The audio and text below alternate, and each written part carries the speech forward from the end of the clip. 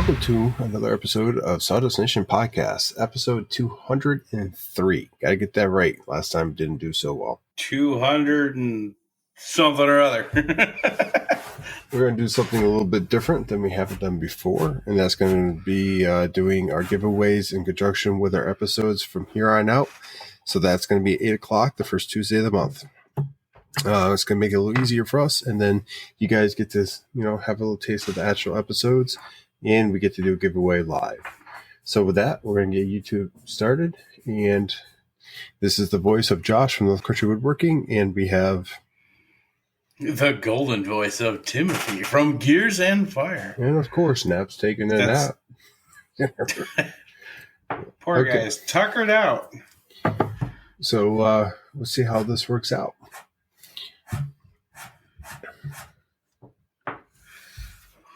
Okay, everybody. Waiting on us. Welcome to May's live event. As I was saying before we head and push the YouTube Go button, we're going to be doing something a little different moving forward, waiting on some feedback from our Patrons. But I think moving forward, we're going to do our episode and giveaway live on the first Tuesday of the month, allowing for people to kind of join in, get that feeling of community, and get something, for the shop or an adventure, if you will, as this giveaway will be to Maker Camp this year in October. And you're going to highly recommend going. You will be getting one ticket. That does not include travel or lodging or anything else. It does include tent camping in the ticket. It's a silver pass. So that's what you should expect on this giveaway. So tell your friends. The more people in here, the better. And with that, let's see who we got here in the chat. I see Greg. I see Martin. Everyone's Greg saying he's making lots of sawdust. That's good. Very nice. Very nice. Wondering. I want to know what Greg is making. Yeah, that guy's always making cool stuff. He definitely is. I've been lackadaisically not going into the chat, so I'm kind of not up on what everyone's doing. I need to get back onto that, but I'll tell you what, man, real life has been busy. When I say real life, I mean like not the fun side of it. Yeah, so I mean, for me personally, it's a bit of a challenge to just get on social media / get in the shop, but we're getting after as much as we can over here. If you haven't noticed, Nap will not be joining us tonight because, he's been getting after real life stuff too. And he needs a break. So, man, everybody's burning that candle. This is rough. Yeah. So does that make me the only guy not doing anything or what? No. I'm sure you're burning the candle on your end at some. It's just, life, different seasons, we get busy, and it's just going to be something we roll with. Yeah. Can't expect everyone to have availability every time and we need it. So, so with that, we'll let a couple more people roll in before we start the giveaway. Tell your friends, get them in here. The more people, the merrier. We definitely want to be able to have a good amount to put in the picker wheel and make that happen. A Maker Camp ticket is worth $100 or $290. For some reason, if you cannot make it to Maker Camp due to whatever reasons, we will turn that into a $250 gift card to a place of your choice, preferably someplace woodworking related. And that could be like PWNCNC or stuff like that. Kant's Manufacturing, Total Boat, what have you. So that cashish will get you a lot of good bits from Cadence, that's for sure. Yeah, definitely get you going if you have a CNC or just starting out. So, talking about bits, how's your new bits doing for you? Well, like I said, with those settings that you had sent me for the downtown Jenny, that it's definitely cutting a lot better. So, thank you for that. This recent board that I just finished up has a much less fuzzier inlay this time. Not inlay, but like cutout area. versus the one before it. So I mean that definitely made a difference. So if I were to recommend something with that downtown Jenny's, like don't spin it too fast. That was my mistake. Like I was spinning it way too fast. So slowed it down and it cut like a dream this time around. The interesting part is though that I still have to cut through the aura mask. So it has to not only cut through the aura mask, but it also has to remove it too, so that when I do spray it, the aura mask, still like the little threads or whatever, don't actually get in the way of the spray. Nice. Yeah, so just like I said, just it's still trying to optimize that operation of what I'm trying to do here. But I don't know, like I'm trying to find something that will, like I said, cut the design better and peel off better, which so far I'm doing okay, but it's the picking at the end of it. Like there's like lots of tiny little pieces in between that I have to pick off with a scraper without damaging the surface. So I'm actually thinking about like coming up with a different design altogether to make the removing the aura mask a lot simpler. So And I don't know. How about like what are you going to do to make that process better? Like you said, you're going to come up with a completely new process, but I'm curious, you got any like initial thoughts on how you're going to do that? Basically, my thought was like I can see like lots of very thin areas that aren't painted, and I think that's what's causing a lot of breakage. In other words, like you always want to try to rip the aura mask off all in like one big piece. You know, for all the OCD folks that like to do that all in one shot.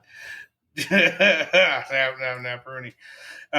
So like finding a design that will kind of work with that, because like the whole point of these cribbage boards is to make them as quickly as possible. So if I'm in there like picking them off, that's slowing me down like crazy. I mean, I could just sand it, but then like that, then I have to refinish it again. So I don't know. That's the riddle I'm still working out. But like I said, all my processes like around this are getting a lot faster, which is really good. Like I cut my drill time, like to cut all the holes. I cut that in half. So before it was just going like down a quarter inch, up, down to the last path, and then back up. But now I can do the whole half-inch depth hole all in one shot. So that really helped. This might be a little too far in a process you might not want to do, but here's a thought for you. Have you thought about basically carving all these pieces out, painting the top black, and then going back, basically just resurfacing and not worrying about ochre mask? That way you get a full coverage, and like you just have to take off that little like maybe 1/16 of an inch on the top.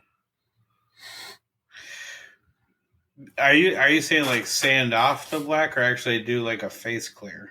Like a face clear. So basically you go, I know it seems like a little bit more work than what you're doing, but you won't have to rely on or a mask. You're going to get full coverage in the carvings, and like, you know, you CNC can do that face clearing for you as well. And then you're going to get that clean look on the top.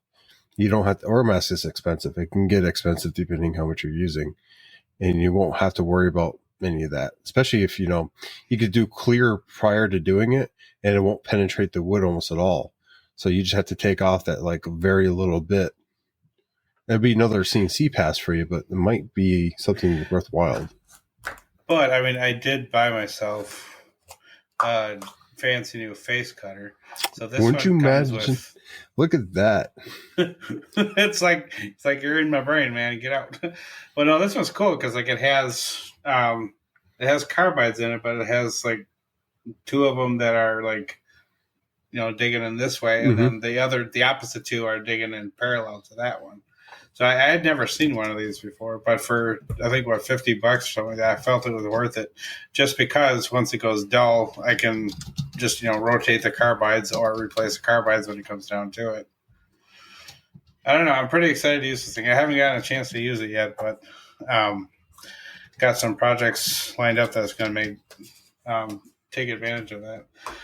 Actually, no. Now that you mention it, the first thing I'm going to christen this with is the cribbage board I made for Ed.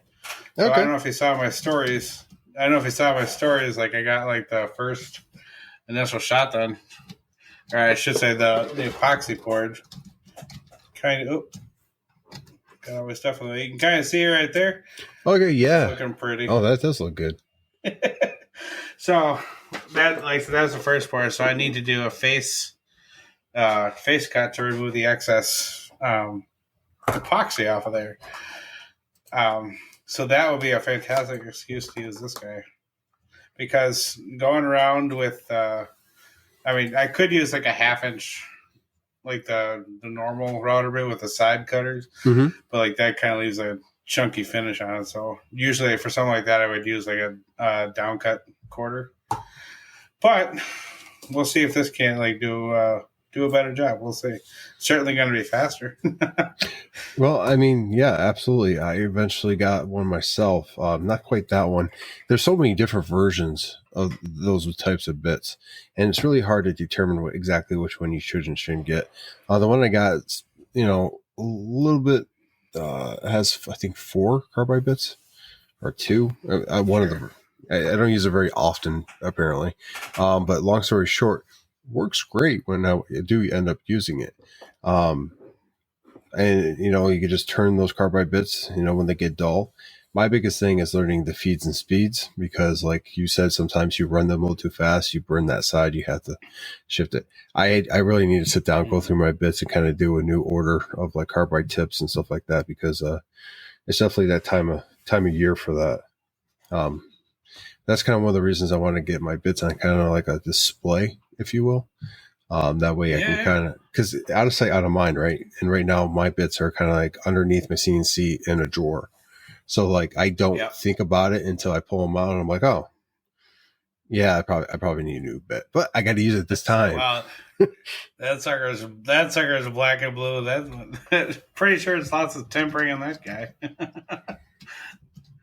To answer Brian's question here, Maker Camp is held in East Durham, New York. It's an upstate in the Catskill Mountains, and it is beautiful.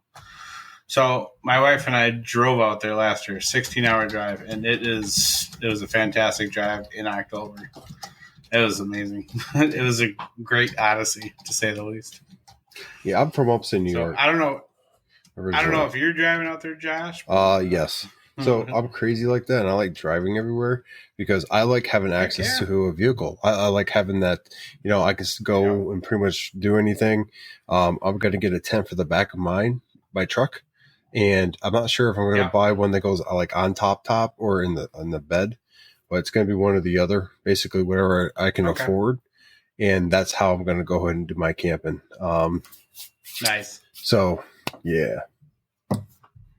So the next question is, what are you bringing for Maker Swap? What do you think you're going to make for that? No idea. Well, you and me both. I have not made up my mind yet of what I'm going to do for Maker Swap. I might just do another inlay cutting board, just with a different theme. I'm not entirely sure. Actually, I do have an idea. Going off the theme from our last episode that airs this Thursday, I've been really thinking about different products and like how I want to, get into my own little product line, if you will, right? So I really like working with epoxy. As much as I hate saying that out loud, it's like an internal thought, not something you share. Because epoxy can be difficult and it's expensive. But like, I really like the whole moss, natural wood theme. Like, I absolutely love it. Like, every time I think about doing an epoxy product, that is what comes to mind. More of the natural look. And I might do something like that. I don't know exactly in what form, but, here's an idea. And this is going to be something I don't want to necessarily promise, but do a side stand or something similar, like a table that can be taken, put together and taken down easily, essentially by itself. I think that would be pretty cool and have that epoxy top. That way you can flat pack it. Okay. You know what I'm saying? Nice. And that might be the start of a line of products I could utilize. So it'd be like my test trial. You know what I'm saying? Very cool. So whoever wins it can have the official OG beta release 001. I might even put it on there in the bottom, be like 00 or 1, just 1. Awesome. But I don't know. I keep thinking about that, and I'm kind of getting excited about going in that direction. Because I now at this point I only have 2 orders, 2 things that are due out. They are the longest orders I have had currently in the last couple months, and I got to get them knocked out. But after that, I mean, I have people asking questions about certain things, but I just not going to commit to anything big, and that alone has been helping with trying to plan things out. So, right on. So I want to know. We got 6 people watching right now that I can see. I'm curious to know who in the comments is actually coming to Maker Camp, or who can make it. Or who can make it. That's right. Because, I mean, we are giving away a ticket for Maker Camp.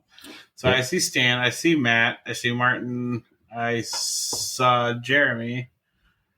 Okay. So I've mentioned it a couple of times. If you cannot make it to Maker Camp and you win the picker wheel, we will give you a $250 gift card to something woodworking related. I want to know more about this romper room. Come on, Jeremy, where are you from, man? It's a fun drive. It's a good drive. It's a healthy drive. It's an adventure. So Matt, you got to go. That'd be fun. Everyone in here I've talked to, it would be fun. So actually, Jeremy, there are a lot of folks from Pacific Northwest that come to this.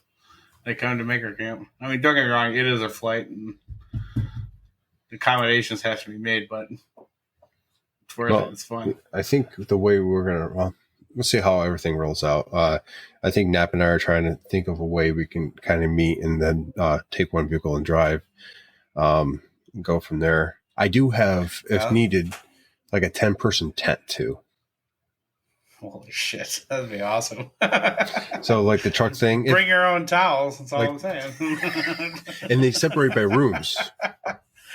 Well, they damn are better. Like hard door with a lock.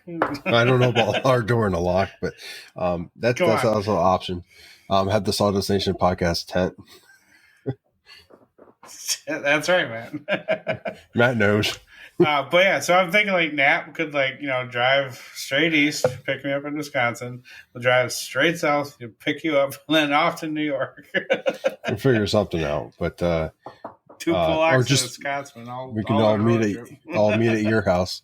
Go from there. There you go. Yeah, that would make more sense. Yep.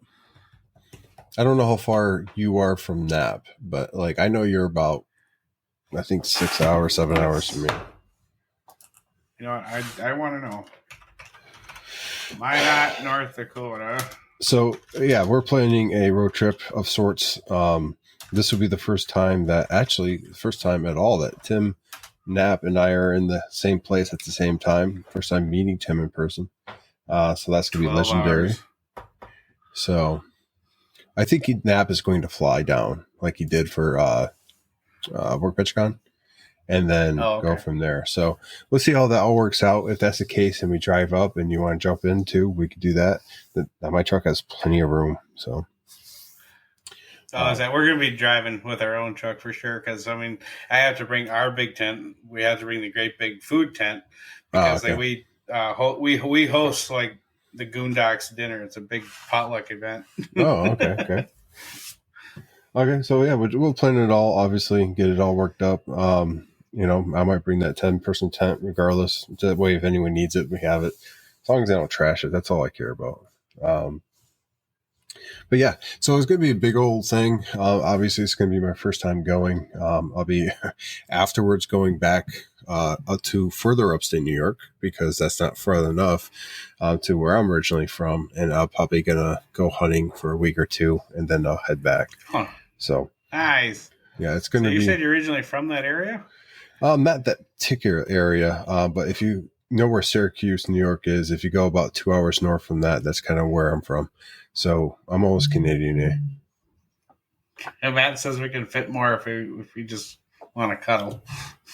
Well, Matt just likes cuddling. He's a big old teddy bear.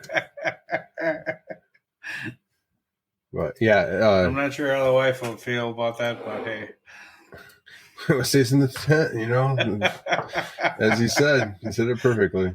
So, but yeah, it's kind of like the plan. Obviously things change and we'll see how everything goes, but it's going to be fun just getting together. I do like, Workbench Con and how, camaraderie there. So I can only imagine Maker Camp seems to be more the style that we're used to, like, anyway. So we'll see how that goes. Mm-hmm. I'm liking the price anyway. It's a lot cheaper. Oh, way easier on the wallet. That is for darn sure. But I don't know. I still am taken aback every time I hear what people pay for Workbench Con. Nothing against them. Nothing against the event. But, I mean, that's, I don't know. Deep pockets. Yeah, it is. Oh, there's Ben. I just sent him the link. Deer hunting. Yes, deer hunting. Hey, Ben. So I haven't been hunting. Actually, I haven't been to my camp, I think, in the last couple of years between the move and everything else and how busy it's been. It's been a number of years since I've been to we all have that one place we go to kind of like recenter ourselves, like take a break from everything. Yeah. My camp is that. Like when I go home, I live at the camp. My family lives like 5 miles away. They understand I go there and they can come visit and hang out, and they have their own place to stay too. So it's pretty cool. Just a lone man in his cabin. Pretty much. That time Nap is I asked him if he wants to go up hunting with me and see if he can take that time off. But if he can't, I'm definitely going to be going up there. I'm trying to fill my fridge, and plus, that's a big thing. Is fill the fridge for the year. So I haven't had any in a while. I'm kind of can't wait. Like when my dad back in the day, he used to be a minister, and like a lot of his parishioners would just give him like whatever venison they could eat. So like we always had like a massive chest freezer full of venison every year. So I love venison. Absolutely love it. Venison chili is one of my favorite things in the whole wide world. Yeah, I grew up on venison. So like, that's just one of those things where I understand some people out there may not agree or like, that whole, deal, but that's how I grew up. And like, honestly, going back to the roots, that's just, it's good stuff. Like I want to fill the fridge with basically everything that I get this year, being, fishing, hunting, what have you. And then I am actually doing bow hunting versus what I've done the rifle in the past. So, nice. I really like the bow. I want to take that up. I have not, I will say this, I have not got a deer with a bow yet. But being said, I started bow hunting when I was a teenager, did that for a couple of years, slept most of those times going out. And then the first time as an adult going out was a couple of years, the last time I was home with, and I took a shot at a deer, but I wasn't practicing from tree stand, and that's where I was. And I aimed, I didn't aim high, or I went over it, so I didn't aim lower enough. Oh, and I topped it. Yeah. But you know what? It was a great opportunity. I went hunting one time, saw a big deer, got a shot off, and even though I did not get it and I didn't injure it, so best of all worlds, I either want to get it, drop it, or miss it completely, and I missed it completely. So. Right. Yeah, I remember like the very first time my dad took me out hunting. I bought my Game Boy along. I'm also kind of dating myself here, but yeah, it's like he just wanted to go hunting with his kid. And this kid brings a freaking Game Boy. Like come on. Yeah, what happens like that. So everyone that's here, if you've joined us and you're kind of wondering what's going on, I have a post that's on the top here, kind of explaining what's going on. We're doing a live episode with the giveaway. We're in the hopes you guys can experience what it's like to have a live episode with us. We've been doing a little bit more than we have in the past. This would be a test trial, and we're waiting on the go-ahead from our Patreons, because if you don't know, we feel our Patreons have a big say in the podcast. So we do ask them a lot of things and ensure they have a say. So once we get more feedback from them, this might be the way we go forward. That way, we can get a little bit more people wrapped in the community. Because like I said, this year is all about that community feel. If you haven't felt that yet, Maker Camp is kind of the one way we're going to do it. Try to get you into that community, plugged in, if you will. And if not, you can win a gift card, and that's going to help, benefit your shop and your woodworking. So, let's see, Sherman first deer hunting. That's totally sorry. Oh, I mean, rifle. If we're talking about rifle, yeah, that was, I've got plenty with those. But I've been hunting most of my life when I can. So, but yeah, that's kind of like my little story. Growing up, always wanted my father and stuff like that. And like, it's in me. I haven't made time as an adult as much as I probably should have. And I'm changing that. So, but woodworking, we kind of went off on a little tangent there. So, do you remember that pyramid that I showed you with a Wonder Woman figuring? Wonder Woman on top. Heck yeah. Great story. Was about to ship it like that day, the day after, and my puppy decided that Wonder Woman looked wonderful, and chewed off. Was it a chew toy? Yeah. Oh no, dude. So, wait a minute. Maybe it's salvageable. That sucks. Oh, son of a gun. Okay, well, I'm going to have to send an envelope. So, no, wait a minute. Damn, I can't remember if I did that or not. Long story short, ended up using his true toy, had to print a new one, had to paint a new one. I mailed it out today, and I'm having a moment because there's the 3M tape here. I'm hoping I put 3M tape on the real one. And so I'm going to send an envelope out with a little piece of that as well, just in case. I've been so busy. Like, I'm not going to lie. Work has been extremely busy. I literally last week took a symposium and took a class all at the same time. Like, it was just, wow. Yeah. It was a go. Holy cow, dude. Yeah. So, little brain fog, if you will. But anyhow, loving the resin printer and then its capabilities, because I can whip one of those out in like 4 hours. And then the paint I got, I think it's Bear paint. That's like copper or some metallic, and it just looks great. So very cool. Yeah, I got that finally sent out. So I'm hoping they received that and everything is kosher. I did. I asked the USPS front desk agent a question, and you guys will love this one. If you listen to the episodes before, you'll kind of understand why. I said, no offense to you personally, but I have a question. And she was like, okay. I'm like, if I put fragile on here, do you guys tend to, it tends to come back a little more rough than when I don't. So we went through the process of like when it says fragile, what they do for that case, how they treat the packages. And she's like, I can't speak for everyone, but for the people I work with and know, this is how we treat them. I'm like, okay. And she pulls out the fragile stamp or sticker. I forget which one it was. I'm like, nope, we're good. Because for me personally, every time I've put fragile and handled with great care, it ends up being a lot rougher delivery than it does when out. And I just, I don't know. I she couldn't really explain that. She had a good laugh at when I said that. Because, like anything, she's probably heard stories and knows. So. Yeah, I think Martin might be right. Maybe it just puts a bigger target on him. Fragile. Fragile. Give him a good swift kick.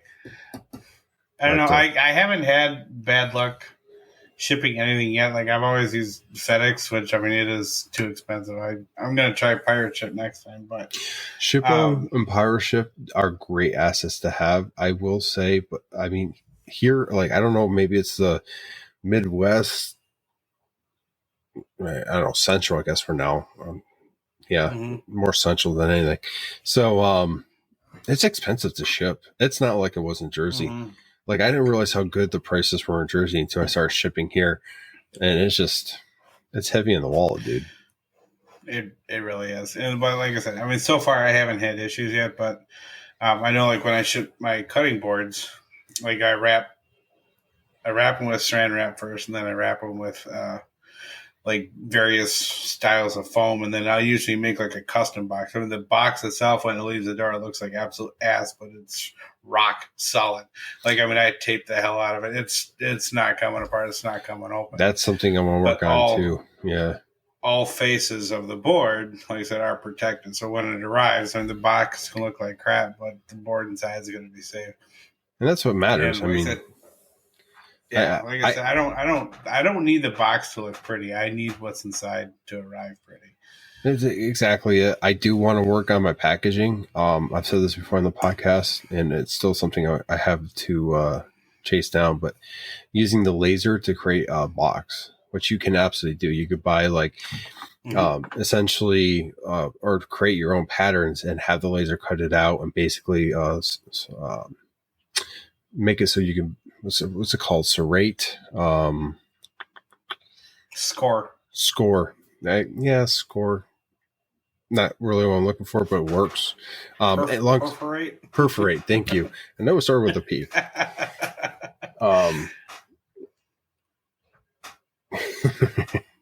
I'm guessing if obviously some of you guys can't see the chat, but I think Martin might work for one of the agencies we talk about.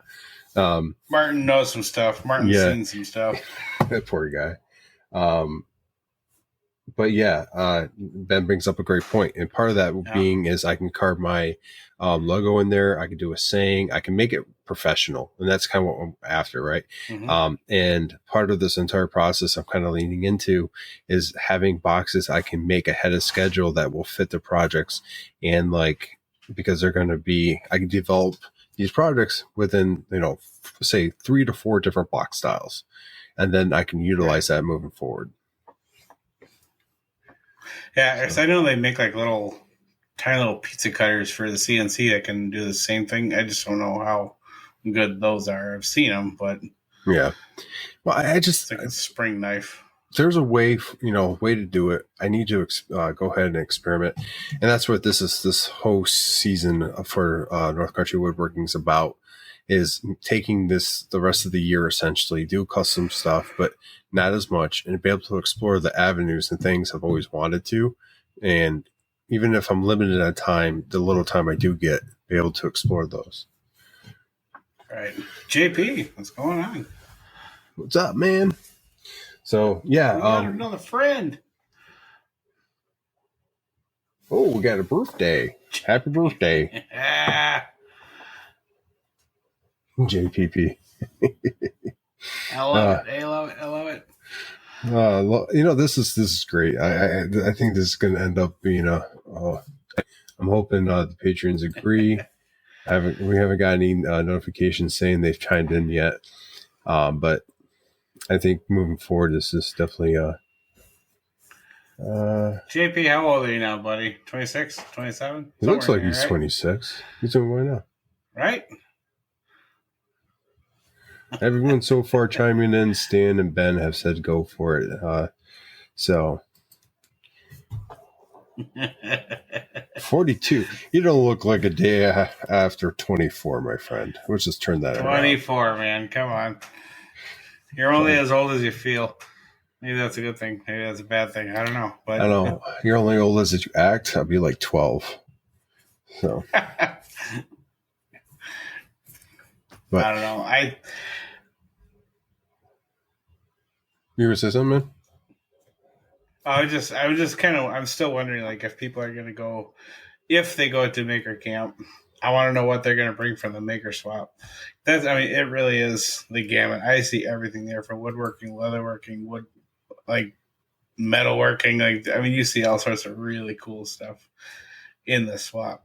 So, do you have any idea? Like, I know you said you're still thinking about it, but have I mean, do you have any inkling on what you might try to do, or a larger cutting board? So one I bought last year was like, a typical 12 by 18. Okay. So I'm thinking about like doing like a big chunky,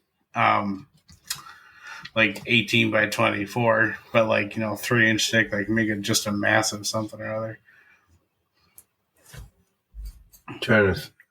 So we've been using the same picker wheel because it works. It does, but I mean, I don't know. I'm gonna start entering names. If you don't mind, keep the chat rolling. If you are just getting here and you have not said anything in the chat, please give a holler now. That way we can go ahead and make sure your name is entered. And before the end of the episode, we're going to be giving away either a ticket to Maker Camp this year, which we hope you guys take, or if you can't make it, we do understand a $250 gift card. So that being said, if you're here, say here. So we're just going to put here. JP. Yeah, Ben, I've always wanted to make like a proper 24-inch by 36-inch, something that size, like 4 to 5-inch thick, just a massive something. It's like basically a cutting board so big you have to have legs on it, like a borderline butcher block. I think that'd be a really cool project. The problem is I'm limited by the depth of my CNC, so it can't be too thick. But it can go up to 31 by 31. So that's a table size cutting board butcher block. I've always wanted to have Sorry, go ahead. I would say I don't want to do the ubiquitous the picture of the cow with the cuts on it. I want to do something really, really cool, almost on the level of Browenwood. I don't know if you guys have ever checked him out, but he is the guy that I learned how to do my cutting boards from. I'll even type it in chat. Look up that guy on Instagram. His boards are just amazing. I'm still pursuing his level. Tim, you can't be part of the giveaway. I don't know that I'll ever get there, but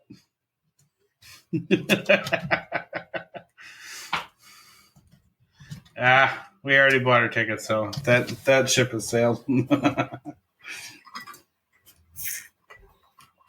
But this year for Maker Camp, though, like I said, I do have to buy a bunch of canvas because, like I said, I'm building a big tent for eating and stuff. You see building? And then I have to, a big. I mean, nothing fancy. I'm gonna make the framework and then throw big canvas over it. But at least I also need to make a canvas flag for the Goondocks because our whole camping area, last year we all. I remember seeing that. It was a really, really, really fun time last year because it became the unofficial gathering spot for the potluck. So I'm thinking, you know what? Let's just keep this going next year. Okay. Dan from Daniel Dunlop was there. Pete and Emma from Petries, they were there. Katrina from P&W Woodworking, she was there. There's just so many people there.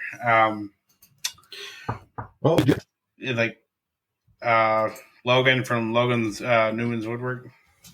I can't remember. Oh, dang it. And then Ryan Cochran, I'm blocking on his account, but yeah, he was there. He was part of the Goondocks crew. There's just a lot of people came there. Vern from Vern Makes, he was part of the Goondock crew. All these people showed up. We just hung out, had beers, swapped stickers the entire weekend. It was just a great time. People just kept trickling in and out the whole time.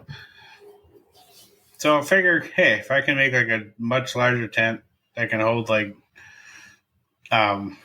or 3 picnic tables, why not? Okay, I think I got everybody. I think we did. Doing double check.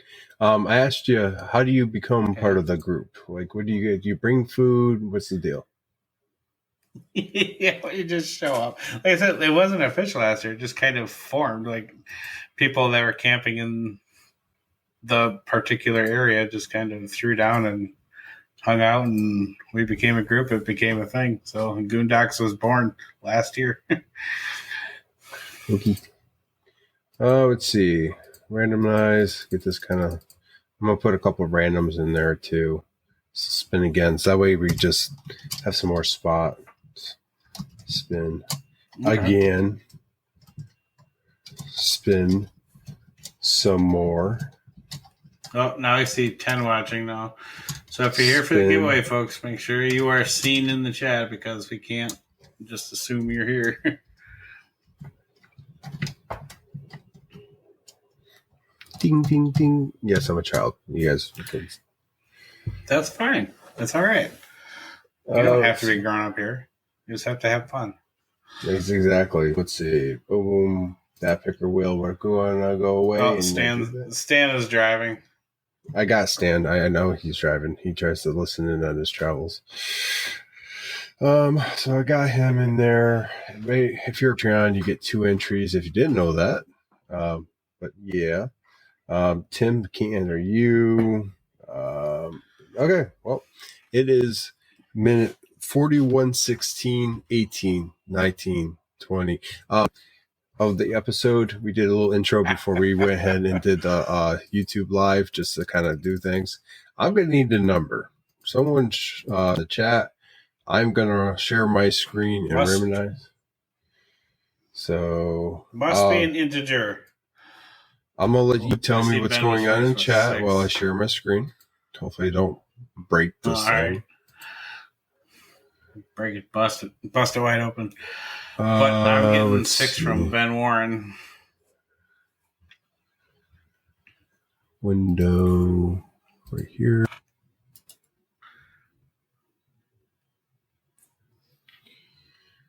Everyone, give it a second. As I don't have my name in there, they can go ahead. If I spelled your name wrong, forgive me. I'm trying to talk, chat, and pay attention. Ahead while everyone is taking to this random 6 times. 1, 2, 3, 4, 5, 6. Yes, I know that should not be a surprise. And then 3, 2.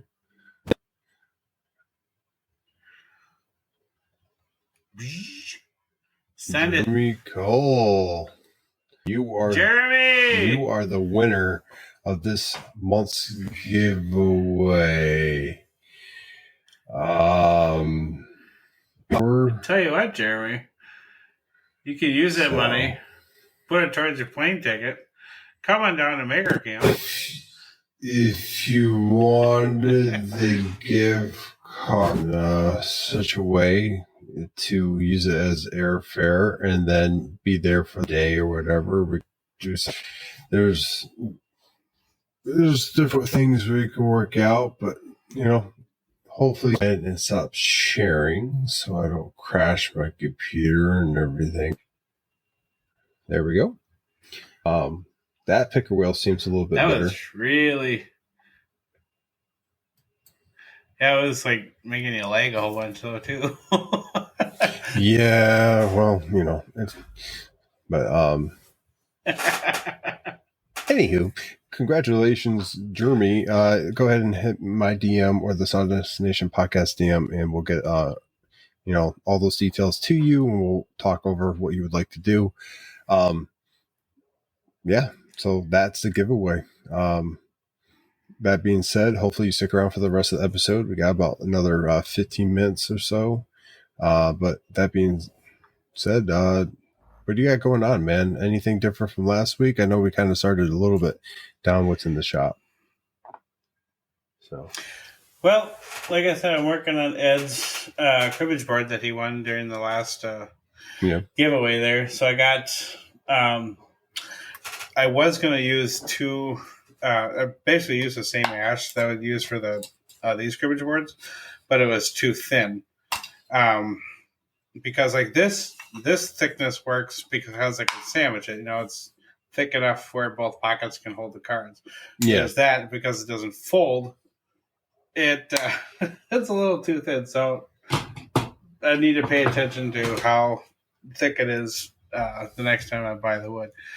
But what I'm hearing so, is like, you I need also to pay attention to how thick the ash is. yes, Yeah. yes, I need thicker wood. That's just how it goes, man. I just had to throw it out there. Teed that up. I'm not going to take that away from you, man. So, anyways, like I have a bunch of these maple slabs, right? That basically just firewood length logs that I just took a chainsaw and slabbed them up. So I made a slab out of that guy.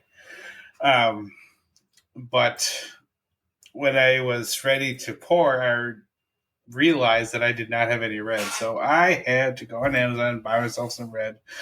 And that's what I had. So that kind of delayed that project. So Ed, if you're listening to this, sorry. It's in progress, man.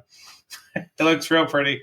The red that I got was actually from Eye Candy, not Black Diamond like all my other pigments. I don't know what you use for pigments. Like, do you use like the powders or do you use the liquid dyes or whatever? I am the navigator of epoxy when it comes to different techniques. I've used powders, I've used pigments, I've used paint, I've used I've literally used everything to try it out, to find out what works the best. Because there are people that swear by whatever technique. Right. And honestly, pigment so far works I've great. only used powders. Yeah, like I've only used powder so far, so that's kind of what I went with. The little 56 Black Diamond pigment grams. Yeah, but like I said, most of them are from Black Diamonds, but they didn't have like a decent red on Amazon, so I went with that candy anyway. So now that that's cured, I can face it, and then I can go back and cut the white part of this logo in the bottom. So it's a 2-stage epoxy process for this one, but that's just how it goes. Once that's done, then I can drill the holes, flip it, cut all the pockets, and then stick in the magnets and all that other stuff. So that's why the round ones are a little bit more expensive, because there's a lot more that goes into it. Oddly enough. Yeah. Because these ones, they have the hardware and stuff like that, but like the round ones just seem to take longer. I don't know. Well, yeah, it's a little harder to line up. There's a little more to it. Yeah, it makes sense, man. Right. But like once that one is done, I'm stripping Betty down. I'm gonna take her all apart, clean all of her parts, put on a new spoil board, re-level everything, retrim everything, because I have not done that since the day I got it, 3.5 years ago or so. So she needs some TLC, to say the least. I mean, she's got a new router, but like all of her parts need a little attention. So I've noticed on a couple of my parts, it's obviously not trimmed well, so I have to do extra sanding. But I've been able to still make a decent product off of it. So that's something a lot of people forget. And I know we talked about this a little earlier on, not this episode, but like in the podcast episodes, about keeping, on top of maintenance for your equipment. Everything has, maintenance that you need to do. Being your table saw, 3D printer. Right. My X-Carve definitely needs a little love once in a while. There's been times where I didn't give it the love it deserved, and it definitely paid the ultimate price for that. Oh yeah. So it's just, yeah. Like I know this thing can cut better if it was like properly trimmed. It's worth getting the setup for, and it's not that hard to do. Ben gives me way more credit. We were watching YouTube and doing it at the same time. So, YouTube University, if anything, but it was a good time. That was, but I was on P&W site yesterday, and I noticed that they did have like the little wheel covers for the Shapeco 3. So I was really impressed. Like, there is one thing on that site, even for a Shapeco 3, an old gal like this one. So I might pick up a couple of that. I think actually I might even print the covers, because I think he had the files on there too. Mm-hmm. So I might just I have print the those same covers. Not the same, but similar covers on mine that I've had on there forever. Like, And there's so many different things you can pimp out your CNC on that website. It's crazy. Mm-hmm. You could definitely dominate your CNC, if you will. But Yeah, I'm absolutely just fascinated with everything that guy offers on there for so many CNCs available out there. I know at some point it makes sense for him to stop stocking, certain things for like but that's where old the CNCs, files go out especially. there. I mean, Exactly. you can almost be like, have him make it to order. He has, I think, I want to say, I might be underestimating this. I think he said he has 25. He might have more 3D printers going, and probably more, because I know he has offsites too. But like, regardless, Wow. like you can have it like made to order, like have it basically set. So like, oh, we got to order for this. We don't have these on stock. A couple hours, it be printed and then sent out. So like, I don't know. It's just, he has a pretty unique business style going with that. So, Mm-hmm. yeah, man. So big things for me in the shop, at least, is I'm thinking Let's about say, redoing my bed on my CNC. just like what I just talked about. Pretty much. Okay. So like, I've been seeing a lot of people using PVC for like their hold downs and stuff like that. And See you, man. see, Ben, I've been wanting to do that. I definitely have to do about the same thing. I got to re-level my bed and get that taken care of, because there's a noticeable difference between one side and the other. I got to get that all worked out somewhere somehow. But I've been using pin nails a lot for the last couple of years, Sure. and it works great. But the ones I currently have are, I don't know, I forgot. I think I ordered them on Amazon because they didn't have them at the Lowe's or Home Depot here, and they're a little bit cheaper. So like when you go to pull them out, they just snap. Mm-hmm. So you got this like the little nub where you can't get pliers on or anything. So you just kind of have to hammer it down and make it flat. And then now it's just, I don't know. But yeah, I'm gonna But copy you. that's how that's your work holding is Yeah, pin nails. pretty Really? much. Yeah. So I won't necessarily use, depending on the piece, if I'm going to cut out, I'll do it where it's not going to be cut out, or I'll do the friction and I'll go ahead and utilize that with the pin nails. But it's just been quick. Okay. I can put it anywhere I want and it just works.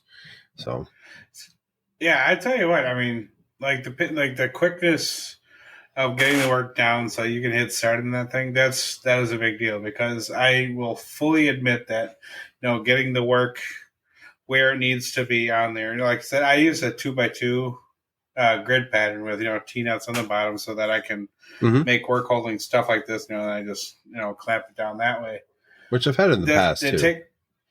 But I mean, it takes some time to set it up, because I have to get some shims in there sometimes, and you have to make sure everything's nice and square. So that takes time. But I tell you what, I don't want to do. And like my first CNC, it had those T tracks. Mm-hmm. Like some people swear by them. I didn't like them. And they never felt secure for me. I don't know. I wasn't a T track guy. I always want to make room for error. So like everything I have on around my piece, if a bit hits, it doesn't ruin my bit.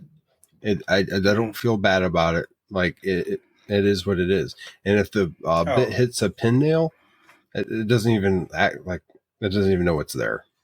Like they're like composite, right? They're not metal nails. No, they're metal, but I mean they're like, I forget what gauge. They're like 23 gauge pin nails. Oh, because I know like some people they use those pin nailers, but like those plastic ones or something. I want to get that. I was going down that road for a little while, and then I realized that it would kind of get expensive. It's trying to find some way where I can go ahead and basically line everything up, and then I maybe still use the pin nails, but less of them, friction fit stuff and whatnot.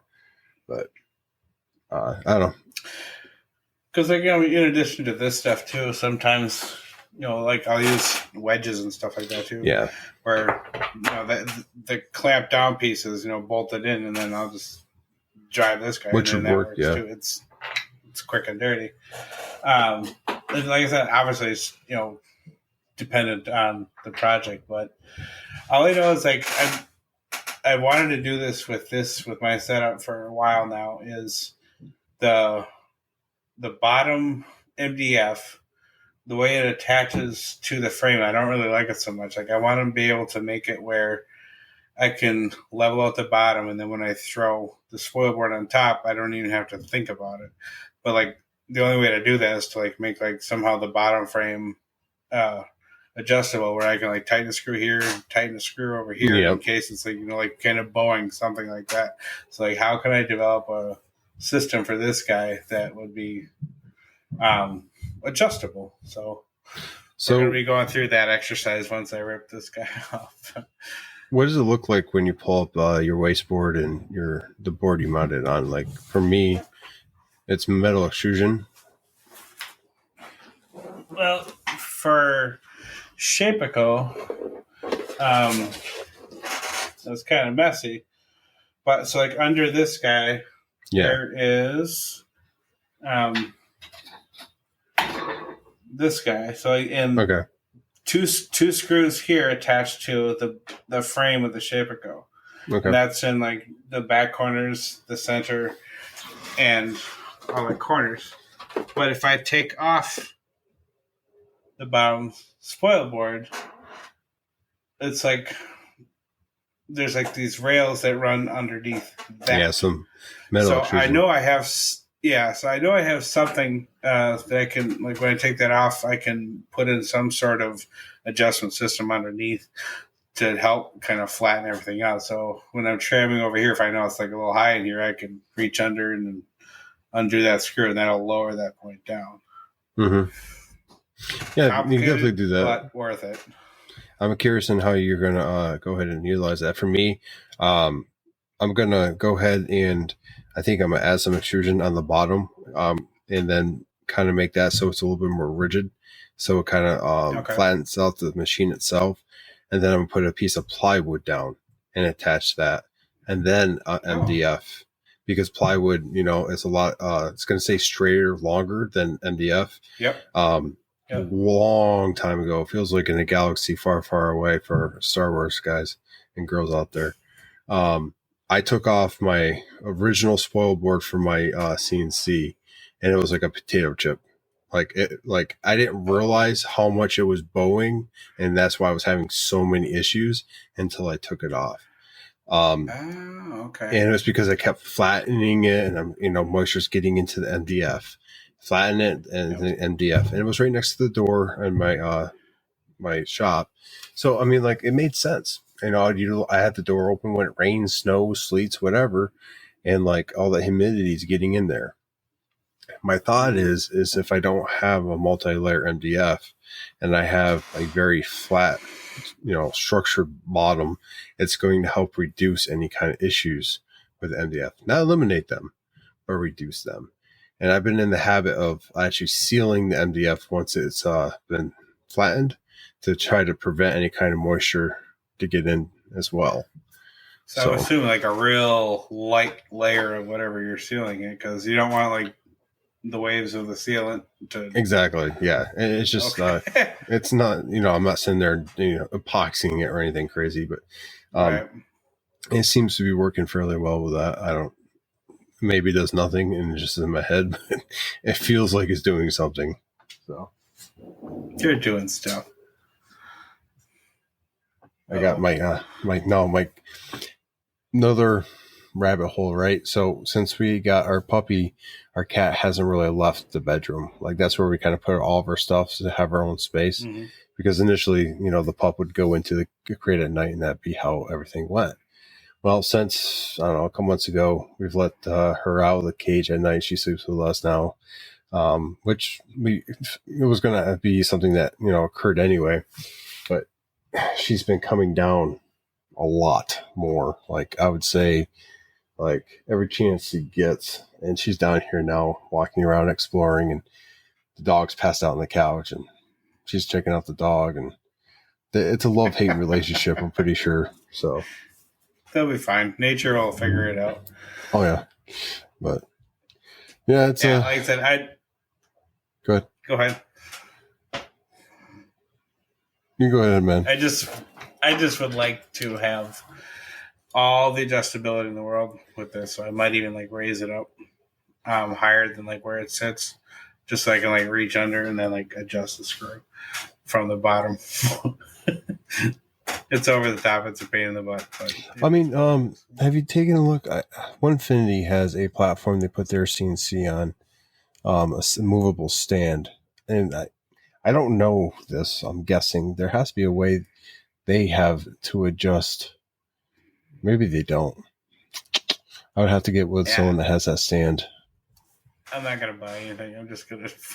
No, I'm saying maybe you could like steal the concept. If they had a way to adjust it to kind of level it off, you could use that concept. I gotcha. And even if 3D printer. Think of a 3D printer, how it levels a bed leveling system. Not necessarily the probe itself. Yeah, where basically you could tighten and loosen, and you can have the wheel stick out on the corners or where it makes sense for you, and you can adjust it just by turning it there. Yeah, like I said, as long as I can get access to it, that's fine. Because right now, the CNC is down flat on the surface, so I can't reach the underside. So that my whole thought was like just sticking it up on the post so that I can reach the bottom side. Why not, right? I mean, it's not like it's too tall right now, so I'll just lift it up some and it'll still operate just fine. I'm curious. It'll look cooler. It'll look cooler. The bottom is going to be storage for something. You need scrap. Yeah. More access to vacuum. Yeah, that's what we say now, and then a year from now. That's what we say now. I can't get rid of this piece of walnut. Me, Josh. It's a quarter-inch by a quarter-inch, but it's so beautiful. But, yeah, it is what it is. Amen to that. Well, with that, I want to thank you. Thank everyone that joined us for this episode and this giveaway. Hopefully, you guys enjoyed it as much as we did. Congratulations, Jeremy Cole, on your winning. We'll get with you with how we're going to get that to you and how you want to present it. But with that, let's go say our final words and bid everyone adieu. Well, if your job is kind of driving you nuts, find a different perspective. There's always something better about it that will make it so that you don't like it, or that you will like it a little bit better. I'm struggling with some stuff right now, but I have found a different perspective, and I'm coming home and I'm smiling. So at the end of the day, just find a different perspective. You guys are awesome. Thank you for joining us. You guys really make this special. 100%. That's some good words. That can go with not just job, literally anything. So I'm going to keep mine simple. Thank you for being here with us. Thank you for being the part of this community. Just remember, it doesn't end here. So if people reach out for help them. If you see someone that needs help them. If they're willing. Some people, don't want help, but be there for other people. That's a big takeaway. And with that, we hope that you go and make some sawdust. And Sawdust Nation Podcast, out.